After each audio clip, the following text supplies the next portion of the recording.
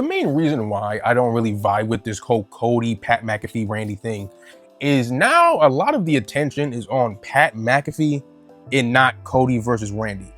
Now, Randy did get booed. I will say that, right? Before this, Randy was getting cheered, Cody was getting booed, but now Cody's getting cheered, Randy's getting booed. So I guess in that sense, does it work? Technically speaking, yes. However, a lot of the heat is not on Randy. He is getting heat by proxy because of Pat. And the problem with that is, if this whole thing succeeds, guess who's getting the credit for it? Pat. But if it fails, the ticket sales don't work, and it turns out to be a low-selling event, guess who's getting none of the blame? Pat. And so it's a win-win for Pat no matter what. He's getting all the heat. If it succeeds, he's getting all the credit. If it fails, he's getting none of the blame. Maybe to us, yes, the fans, the IWC, but to TKO and WWE, he's getting none of the blame, which is kind of mind-boggling. And the whole crux of this whole Pat McAfee thing anyway is, oh, the product sucks. Randy's here to save it. You do realize Randy is 50% of the main event, by the way. Like, he's part of the problem.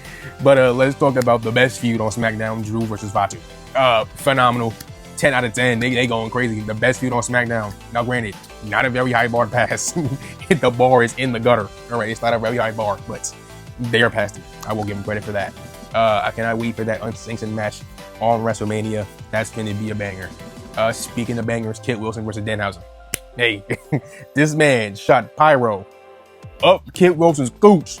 What is that? Where did it come from?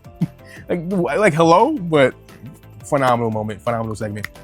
I loved it. Speaking of things I loved, Bayley versus Alexa. That was cool. That was entertaining. Teams, no, I'm gonna call them OGs. I ain't going that far, but some OGs in a sense. Go at it.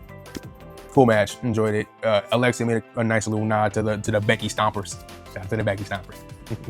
But really enjoyed that. Speaking of shouting people out, Sammy shouted out his fans, say, yo, where the real ones at? Where my day ones? Where my diehards? Where we at?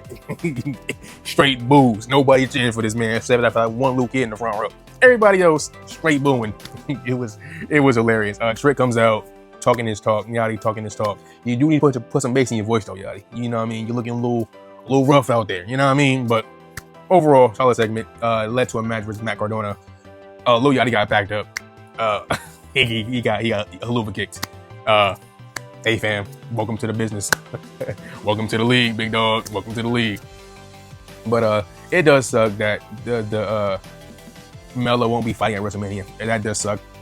Him and Ilya have been killing it in the mid card with the US title for the last couple months. So to see him, either of them not at WrestleMania, that's kind of rough. That's kind of rough. But the match is still gonna hit regardless. Sammy versus Trick will be a good match. Presumably Trick is going to win. All in all, it's gonna lead to a Trick push. I am mad at it. Not mad at it. And speaking of things that I am not mad at, Maurice Keys finally being on TV. After months of doing dark matches and Stephanie McMahon interviews, finally got on TV. It was a glorified squash match, but at least he was on TV. Love to see. Another thing I love to see, you hitting that like button. Hit it. Subscribe more wrestling videos. I will be doing a lot more videos leading up to this WrestleMania thing. Some predictions, some rankings, some non-WrestleMania related things, all that. But have a good day. Bye.